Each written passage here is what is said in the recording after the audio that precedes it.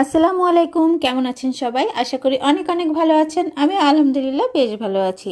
আজ নিয়ে চলে এলাম আবর্জনা থেকে সিম্পলের ভেতরে ভীষণ গর্জিয়াস লুকের একটি ফুলদানি তৈরির আইডিয়া নিয়ে। এই ফুলদানিটি বানানোর আইডিয়া আমার মাথায় এসেছে কিন্তু দারাজ থেকে। দারাজে ফুলদানি দেখতে দেখতে এই রকম সিরামিকের একটি ফুলদানি আমার পছন্দ হয়েছিল, যেটির মূল্য ছিল 2350 টাকা। প্রথমে ভেবেছিলাম সিমেন্ট দিয়ে এরকম একটা কিছু তৈরি করব। ওই যে কথায় আছে না, যে যা খুঁজে সে তাই পায়।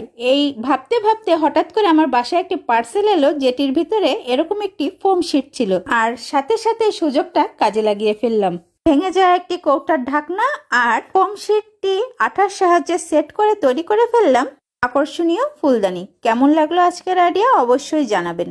আর হাতের কাছে এরকম ফোম শিট পেলে এই সুযোগটা হাতছাড়া করবেন না, কারণ এর ফাইনাল আউটলুকটা আসলেই so beautiful, so elegant, just looking like a wow.